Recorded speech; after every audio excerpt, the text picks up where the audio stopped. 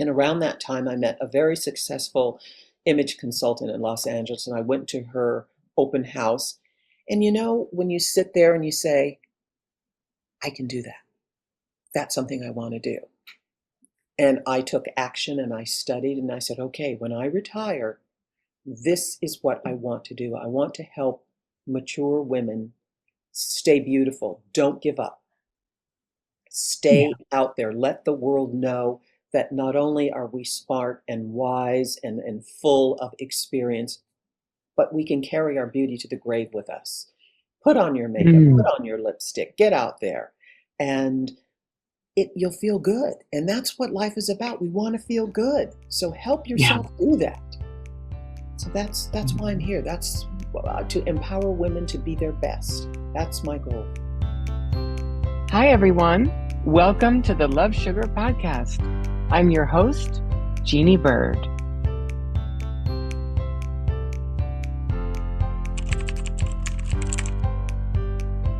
Welcome to the Love Sugar Podcast, transforming love lives one bite at a time. Hi, I'm Jeanne Byrd, love and relationship coach and health coach. And in today's episode, we're going to reveal the most expensive habit that is dogging singles today, and it's keeping them from experiencing fulfilling relationships. We're also going to discuss the price of staying stuck in old disappointing patterns that can cost you dearly, such that having your deepest desires met in life always remain this distant and unattainable longing. And as a result, numbing mechanisms like drinking, overeating, drugs, shopping keep those patterns front and center in your life. But wait, there's hope here and a new way of being to embrace in the world that will turn around that sad story. And to discuss this in depth with me is my guest, Denise Lampron. Would you like to just say hello real quick before I wax poetic about you, Denise? Hello, thank you so much for this opportunity. It's a delight to be here. Oh, thank you so much. Thank you so much. Well, Denise climbed the ladder in corporate life very successfully and had a long career as an executive assistant to CEOs, earning a very handsome living, but all the while struggling with limiting patterns that kept her removed from experiencing what she truly desired. The good news is now she is living her best lifestyle and love style. So I am thrilled to have you here today, as I know you have a very potent story to tell about your journey in living out these disappointing patterns that kept you removed from experiencing, as I said, your authentic desires fulfilled. Denise created the Art of Mindful Aging workshops to change the paradigm on aging and to transform the concept of beauty, aging, and style for the mature woman. The program focuses on aging concerns, transitions, experience, wisdom gained throughout one's lifetime, and along with the spiritual benefits of aging. Denise is also a seasoned image consultant specializing in personal color patterns and style guidance for mature women. And her expertise extends way beyond the superficial, diving into the essence of a woman's identity. Denise is dedicated to empowering women, especially those over 50, to embrace their beauty as they age. By understanding her clients' deepest desires and experiences, Denise helps them showcase their authentic selves through their personality, creativity, and style. Through her mature beauty and style services, she caters to a clientele that appreciates maintaining relevance with a wardrobe tailored to their current lifestyle. So, welcome, Denise. Thank I you. wonder if you'd like to add anything on here to what I just said. I know you're also a speaker, and if you'd like to share a little bit about that. Well, my speaking revolves around the topics that you've just mentioned.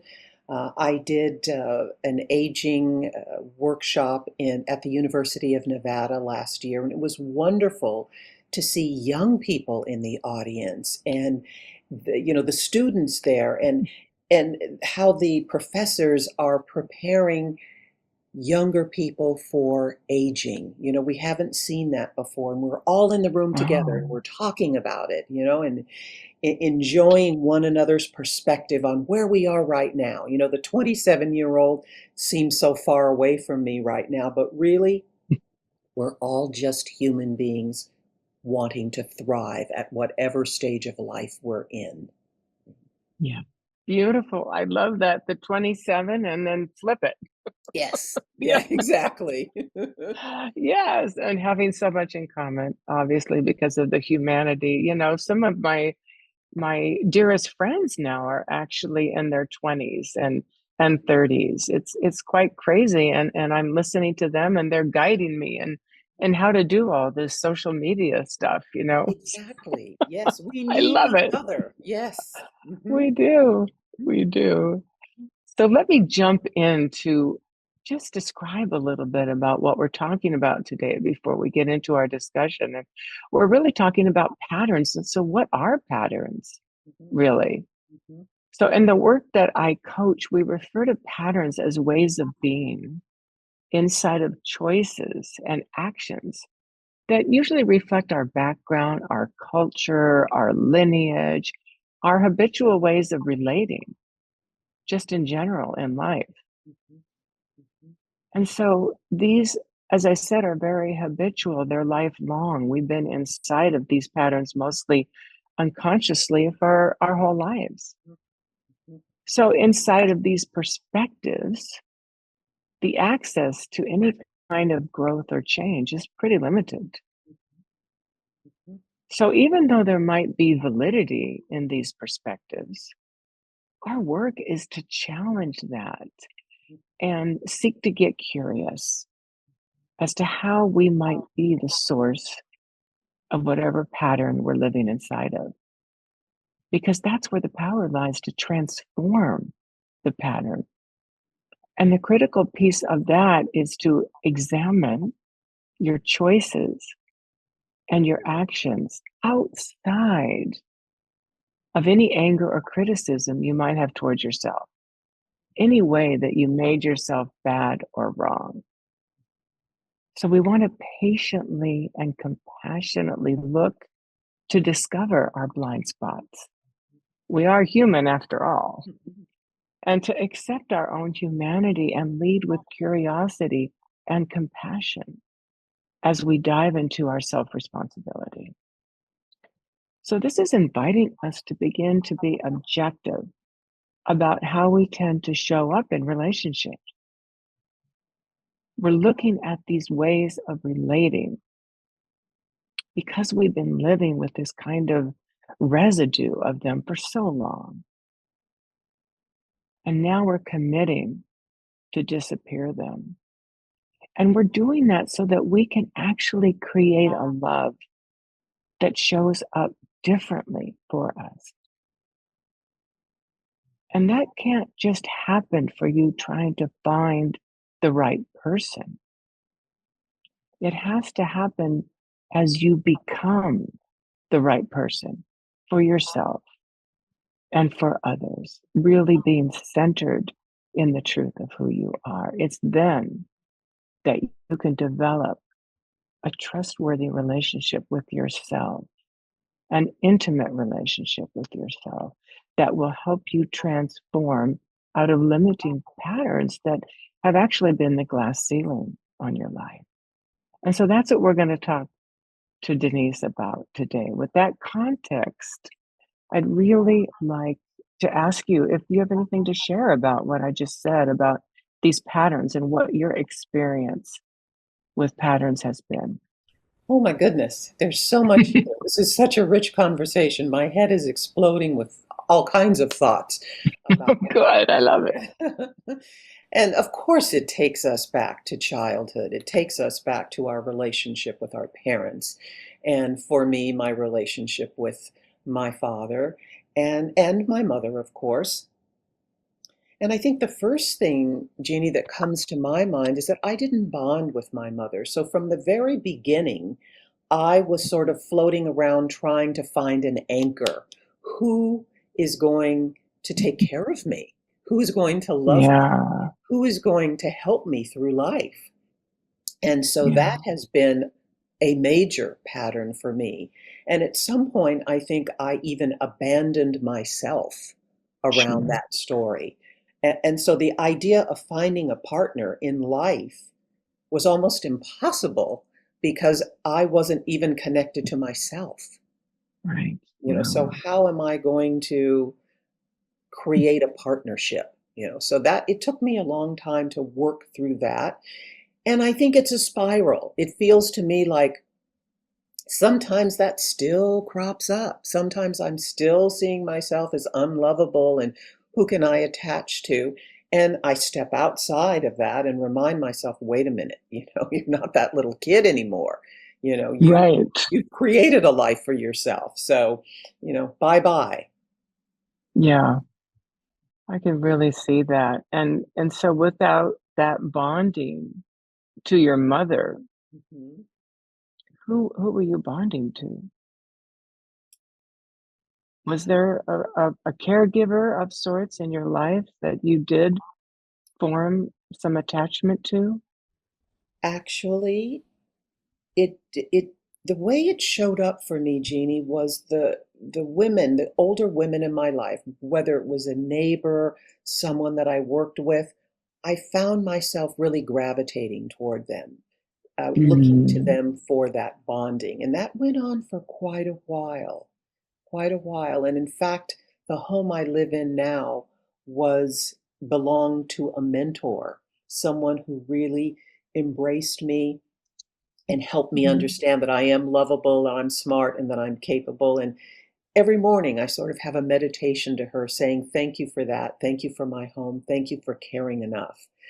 So I was fortunate Mm. enough to find someone who was willing to help me explore that part of my life and to get curious about why I was behaving the way I was. Wow. Wow. How lovely and absolutely what a blessing to have a mentor like that in your life. So You know, grateful. it yeah, I mean, it really feels like life heard your prayers, you know, and sent her to you. The universe, I think that's the theme in my life. The universe really Mhm. hears me, and I ask for signs because I don't always know what it's going to be. So I say, send me a sign that I can understand, and that I can act Yeah, that you can recognize. on. Yeah. Exactly. Wow. Wow. So before that, before your beloved mentor entered your life, hmm what was the meaning that that little girl, that little Denise was making about herself as she went through life without really a bonding partner? I'm not important. I'm not Mm. lovable, and Yeah, life is pretty scary. yeah. Oh, yeah, yeah. Wow, that's really deep. So how did you show up in life inside of that? So, you're at school with your peers and inside of the I'm not lovable and life is scary and you're also not important. Who was Denise being? Well, I've thought about this a lot and remembering how I behaved as a child and ongoingly, uh, I remember not presencing myself. I wasn't. Mm, I wasn't in the room. I wasn't yeah. available. I didn't know how to connect, and I didn't think I was really enough. People really didn't Mm, want to connect with me.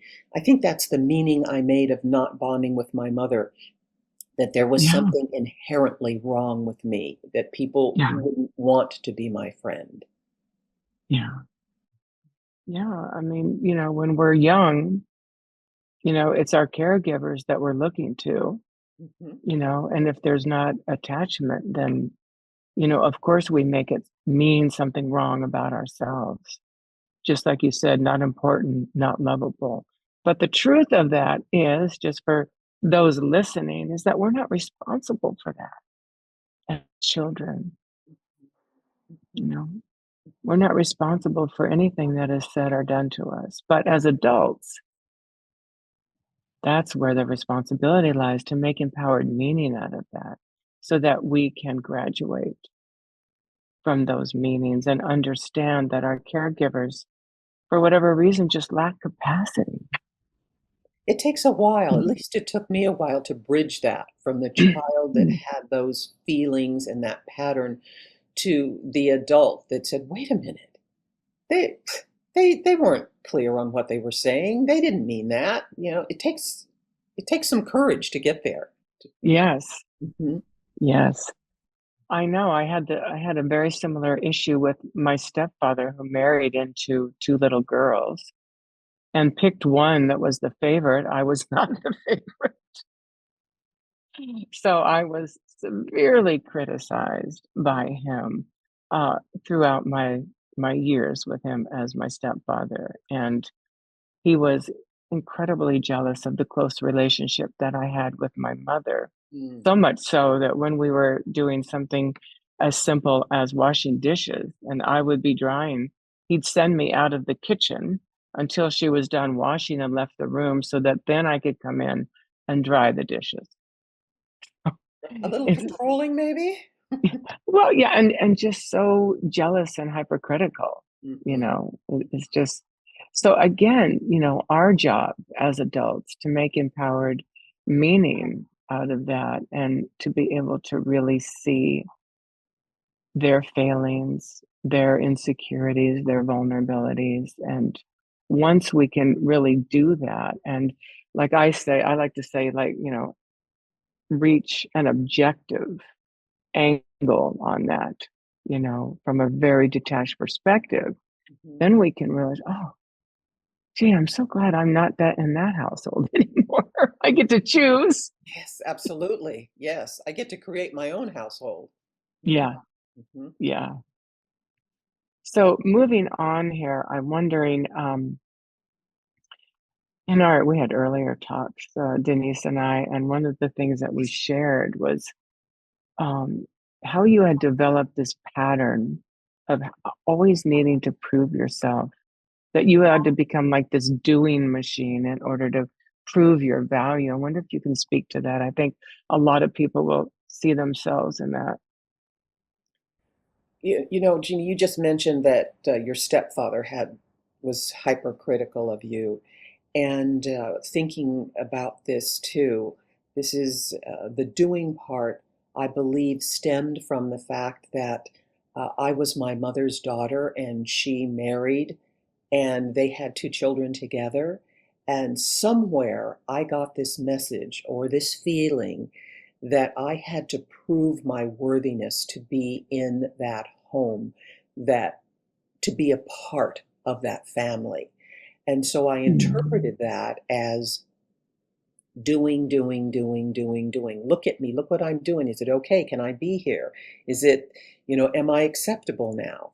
And yeah. that pattern just got stronger and stronger and stronger and stronger as I went on in life, of doing to be loved, doing to be accepted, doing to be a part of. I can't just show up as Denise. I have to do more above and beyond. And of course, ultimately, that takes us to frustration and exhaustion and overwhelm. Oh, absolute overwhelm. Yes. To your point there, maybe this is too much. We'll see. And I developed fibroid tumors, and I have Oh, connected that with childhood trauma, emotional trauma.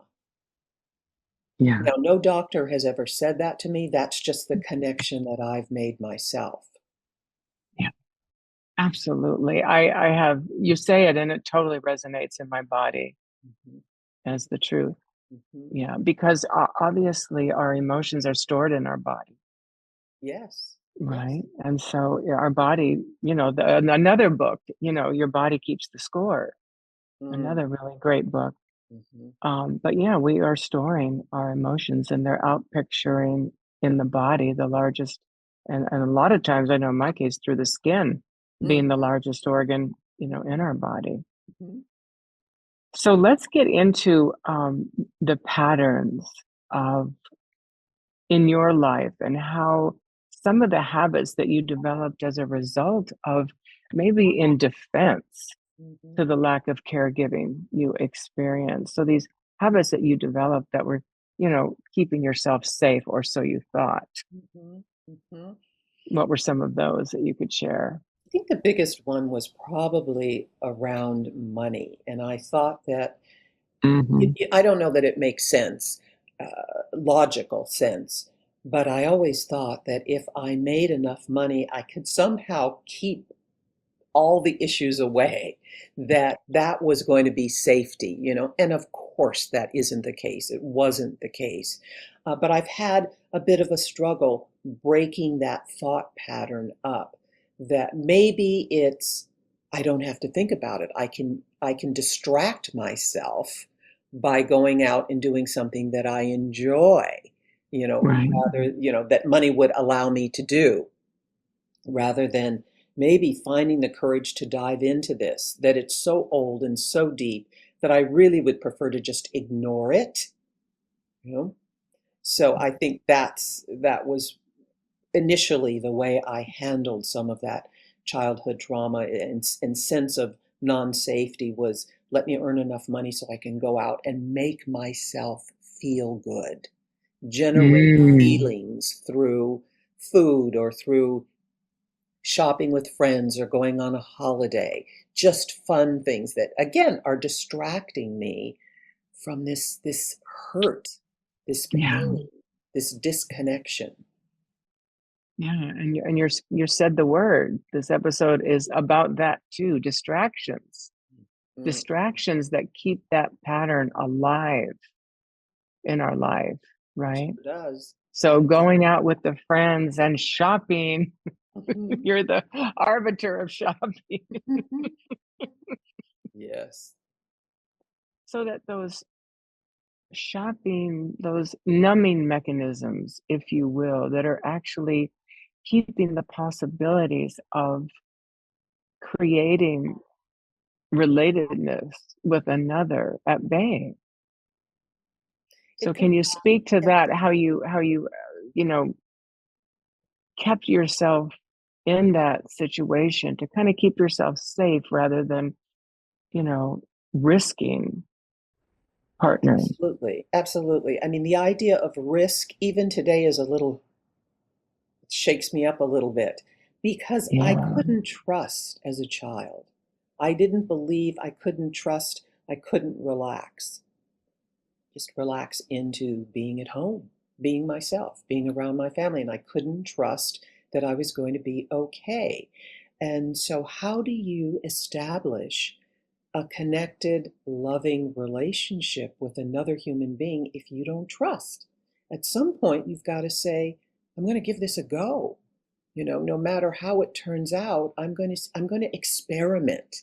I'm going to see if I can do this. What is it going to be like to entrust my well-being to another human being? I never had that experience. Yeah. And so it makes sense that inside that consciousness of keeping yourself safe, that you would make the decision unconsciously, of course, to just be fine on your own, Hmm. Hmm. that Hmm. you're good. I'm good. Hmm.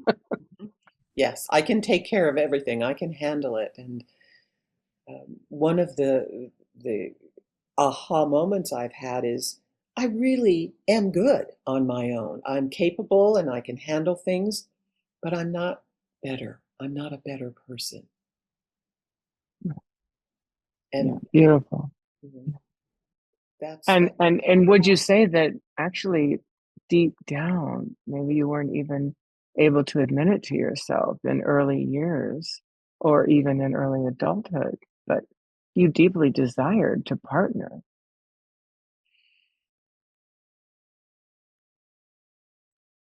I think I or did. to have romance like most people, right? Mhm.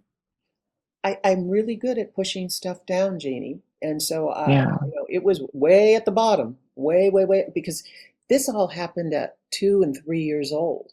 I'm now yeah, 72, and it was way down at the bottom. At some point, you begin to believe your story, and you yeah, do things to, what is that? The self-fulfilling prophecy, see, look, I told you, you can't do this. right. Yeah. So, but yes, to answer your question, deep down, there was a desire to connect, to experience love. And I could see that there were people in my life that were experiencing that and how joyful it made them and improved them as an individual. And, you know, Hmm. life can be joyous. And what a concept, what a concept. So, Yeah, yes, deep down inside, I wanted that. I just buried yeah. Buried it. You were so good at that because you were good on your own, it. Mhm. or so you thought. Or Yeah. so So during that time, Denise, what were some of the nutrition choices you were making that you can see now really kept that pattern alive as well? comfort food Hmm. Yeah. and a wee bit of sugar. A wee bit. Yeah. Yes, yes, I do like my sweets, and I've understood from Louise Hay and my own reading and my own experience how I was chasing some sweetness in my life, and Yeah. fleeting though it was, it may be, after that one little scone or one little cup of ice cream, and then you're back to square one. And so that I realized that after a while, wait, what's really going on here? Food has always been a source of nurturing for me, a deep source of nurturing, such that there were times early on when I thought, if I miss a meal, I'm going to die. Now, Denise, that is not logical Well, at all, but it's really connected to missing my mother and missing that right. bonding. I was Yeah. able to get help with that in therapy years ago. And another Yeah. thing I thought of too, Jeannie, I don't know if you've had this experience, but I remembered in my early 20s, when I had my own apartment, that I would always go out for dinner. I wouldn't cook for myself. So Oh, that the nurturing oh, wasn't coming from me, it was still outside of me. right. And Wow, that's a beautiful realization. That's so self-aware. that was a Beautiful. big one for me. And I really do enjoy cooking. And that whole pattern has reversed. I cook for myself and for my partner all the time now. And the joy that comes from that is very different than going to a restaurant for your meal all the time. You know. Right, right. So I want to go back to something that you had said a little bit earlier and elaborate because I think this is a really compelling and complicated consciousness and ways of being. So, well, actually, you had said in a previous conversation that you found when you were in the dating world that men were kind of boring to you, or you just weren't really into them. And I was thinking about it, and it makes so much sense Mhm, inside of the pattern, mhm, inside of the consciousness of I'm not safe, or even I'm alone, or I'm not important, that you would have that feeling mhm, mhm. that people really, you could rationalize and say, well, they're not on my level playing field. They're not, but that's a way to keep creating evidence Absolutely. that your perspective is accurate. Right. And the most wonderful human being could be sitting across the table from me, and I would manufacture a reason why it wasn't going to Oh, work. absolutely. And they were wonderful people, absolutely wonderful human beings. Mhm. Yeah. And so, can you just share a little bit about at that time the cost The to cost. you? Yeah. The cost of being in that pattern and not being able to see the wonderful human beings in front of you. Well, I think it kept me isolated. I think it Yeah. kept me in a fantasy perspective of life rather than reality. And Mm. I also think that it took my time. Time passed. We don't get that back. That was 20 or 30 years of just lost time in terms of a relationship, in terms of having that experience, having a partner in life. It's just gone time. Yeah. Yeah, and in your case, so you were making really, really good money with a very, very high-powered position and, taking care of yourself beautifully, thank you very much. And yet that ability to relate to others inside of partnership on an intimate basis was still eluding you. Hmm. Hmm. Yeah. Yeah. I'm It sure that really. our listeners can really relate. Oh, of course, of course. There are so Yeah. many incredible people out there, and I mean, this is probably would take us on a tangent, but I look at the young people today.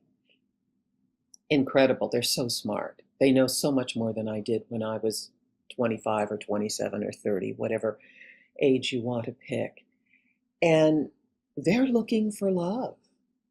They're looking for love. They're doing it in a very different way than my friends and colleagues did at the time.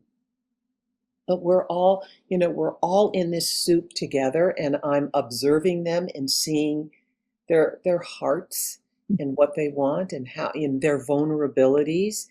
And sometimes, if I know them, we'll have a chat about it and they'll open up and talk about it. Uh, Yeah. it's, Yeah. we're on That's this journey of life and we're all doing it. And I hope that everyone can find their way with this because it's not just about having love, it's about opening your heart to another individual. opening your heart, yes, to receive, to give and receive. Yes.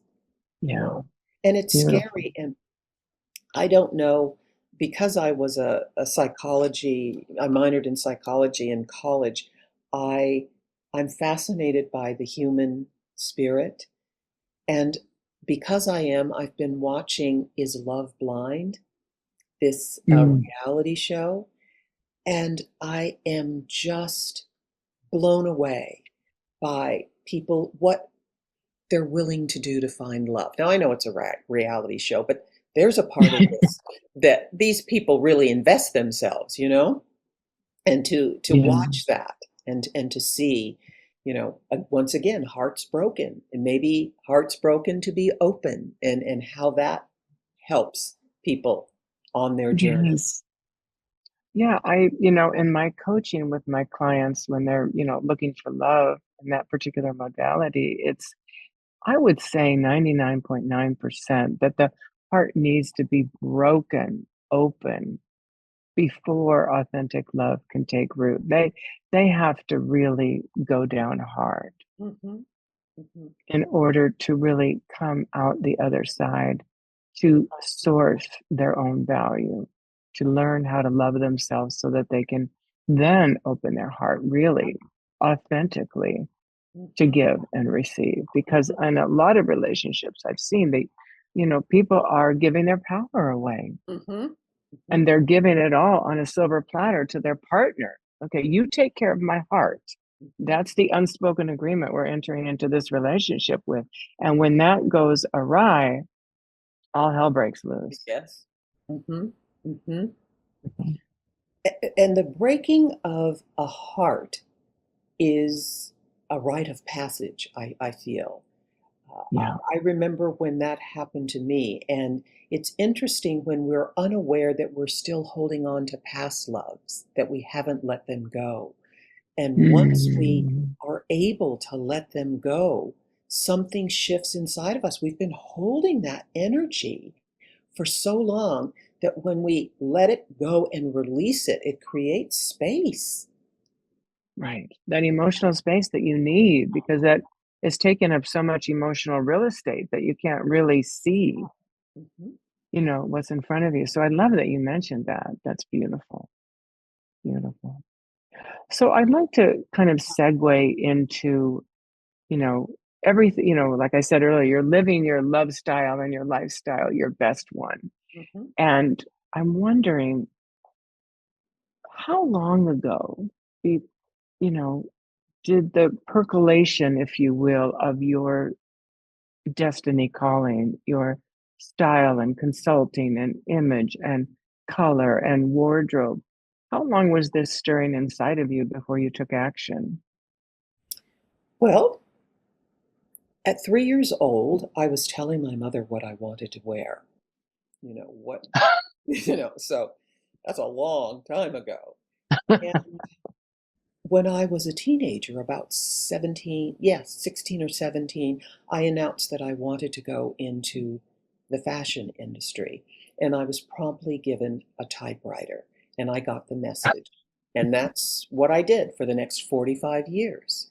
And Oh, so when I was about 55 or 60, and I was looking around for mentors. I was looking at where are the older women? I want to talk to somebody. And what am I feeling?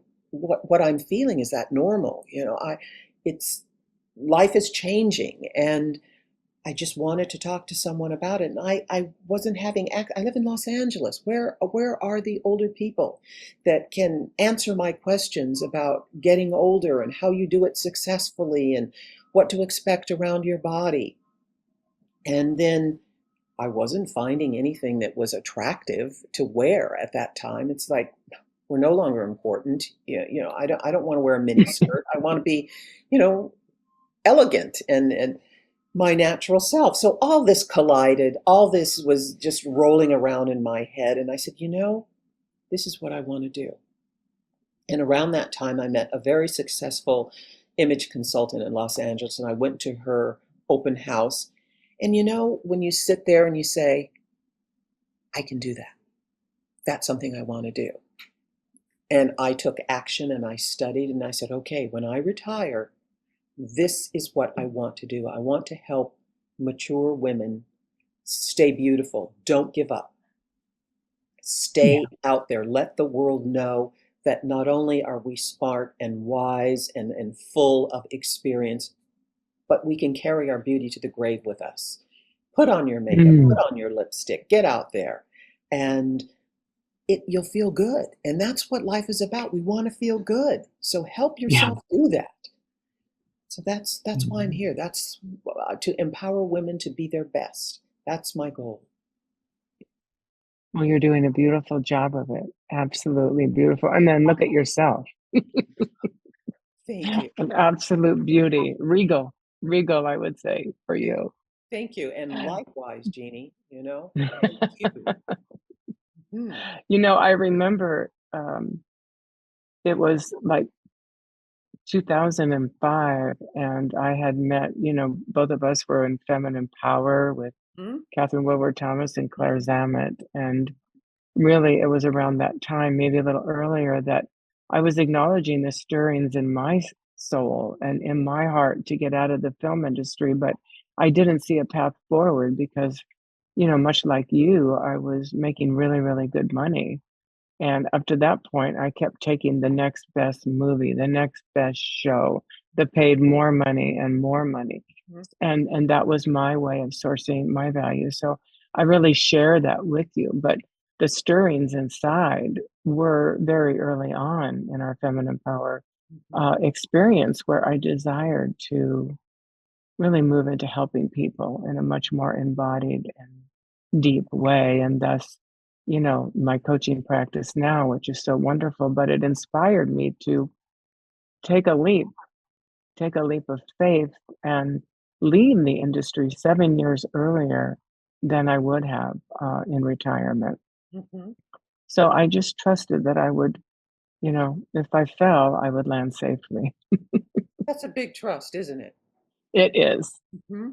It is a big trust, but it has paid off in spades, Mhm. to really, so I love that both of us are in our destiny calling now and living a life that really lights us up. So, can you share a little bit about the life that is lighting you up right now with your partner Mm, and how that came about? mm. Oh, Jeannie, nothing but the universe or God or whatever, a person's language is. I have, with Catherine Woodward Thomas, I did her course and I've been in therapy. And people were saying to me, well, why don't you have a partner? Don't you have a boyfriend? Don't you want to get married?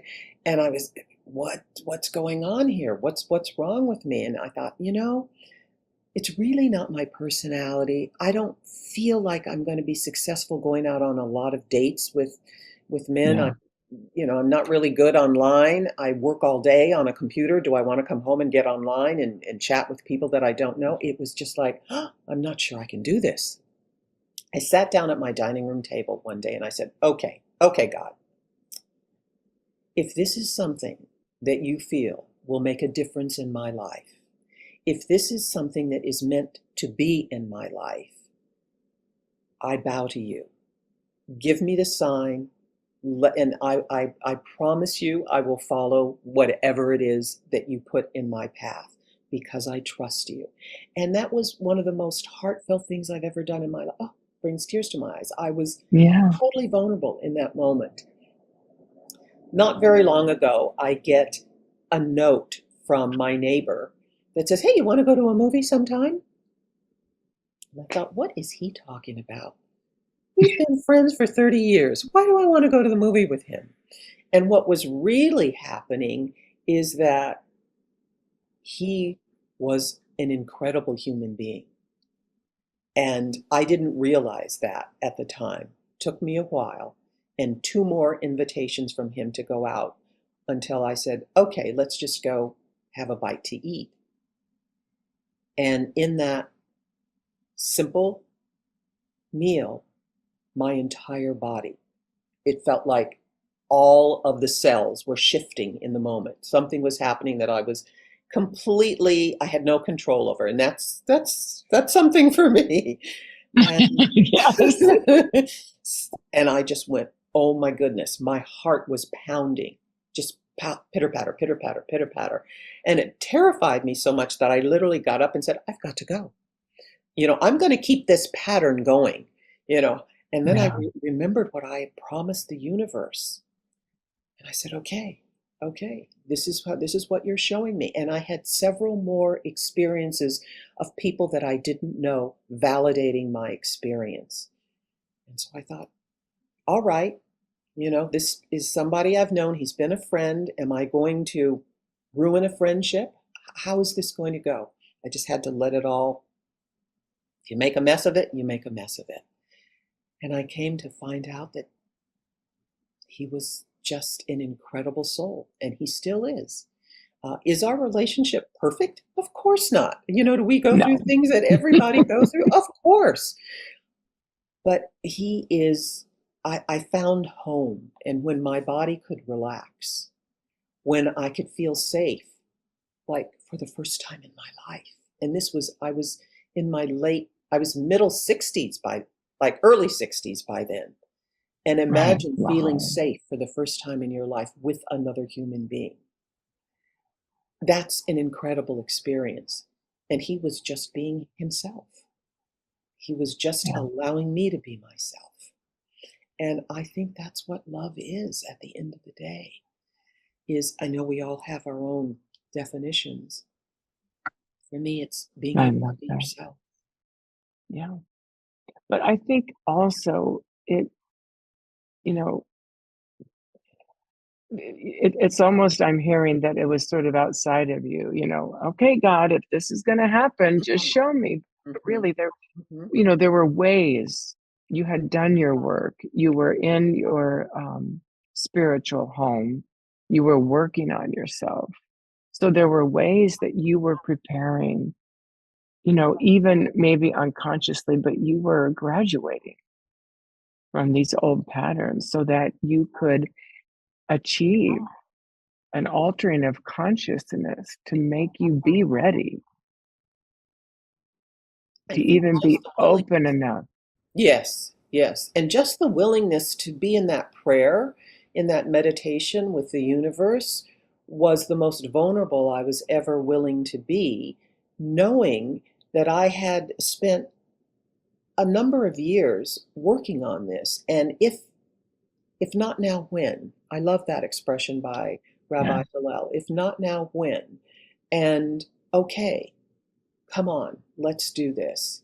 And at that point, something shifted, and I went from terrified little kid to courageous woman. Let's see where this takes me. And I'm going to be okay, no matter Yeah, what happens. that's right. Because I always have my money if it doesn't work. And I always have me and my money. No, but I love that. So at whatever point in life that you can really, really feel the truth in your body that the time is Mhm. now, and that you really are opening to give and receive love is so beautiful. So beautiful. So you had said earlier about how there's still little things, Mhm. that come up where you need to, really soothe yourself, I would imagine, and make empowered meaning Mhm. out of what's happening. So I'd like to just, lead you in a little bit of ceremony of release and embrace, Mm, mm. and inviting those who are listening to do it right along with us. So are you willing to do that? Absolutely, yes. Okay. So thank you for closing your eyes and just letting go of all of the tensions, taking a deep breath and allowing your awareness to drop down into your body, moving into a place of deep, deep listening and receptivity, connecting with the energy and intelligence in the universe, a field and a force of life that's bigger than us here, that's really organized around love, creativity, wholeness, where we can really access this field of limitless support. And Denise, now that you are in the center of your destiny calling, I wonder what might be one thing that you can identify, one niggly thing that still needs to be released from your consciousness, your false beliefs maybe about who you are and what's possible, maybe things that you're still sweeping under the rug. I'm just asking you to make it conscious now. Again, just sensing into that one thing that distracts you from your wholesome desires. Just sensing it and naming it.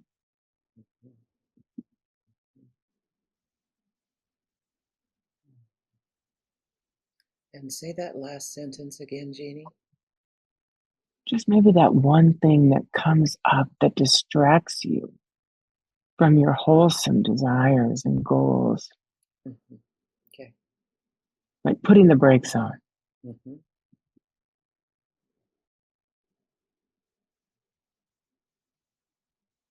Okay. And so when you have that, just sharing it with us. What comes up is responsibility. Responsibility. Mm. Mhm. So you want to release responsibility. I want to release I want to release my it's responsibility, but what's appropriate responsibility Hmm. rather than Hmm. guilt-ridden responsibility. Right, right. So I want to release a false sense of responsibility. How about that? Does that Yeah. resonate? A Yes. false, yeah.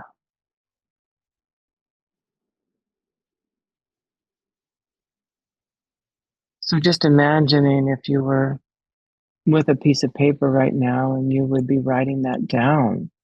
And anyone who's listening, please do that for yourself. Just writing that, I'm releasing, and whatever you're releasing.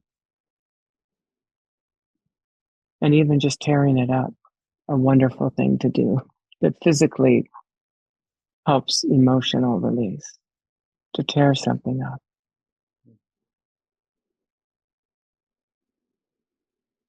Just feeling the weight of that lift off your energy field, releasing that emotional real estate inside your head. And now let's just moving into embrace. Could be the opposite of what you're releasing, but or something else that's coming up. Just sensing into it, Mm. knowing that with each breath, you have the power to make new choices and take new actions that are consistent with your worthiness to have what you desire and are aligned with the future you're committed to creating. So just thinking about that, what will you now embrace? What is your commitment to breathe life into this embrace?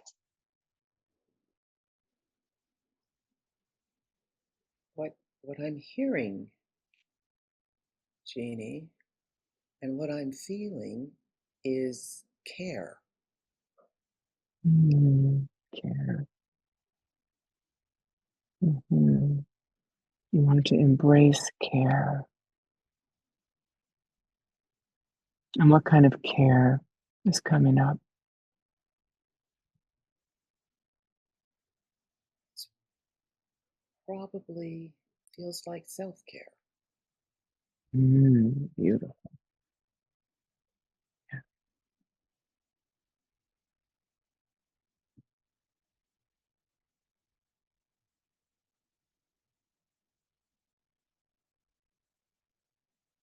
And I'm wondering what sort of self care is it in maybe your nutrition? Is it in your activities? Is it in the way you relate to your body, the way you move your body? What might be that for you? The first thing that I heard was rest. Mm, perfect for you. Doing machines need rest too.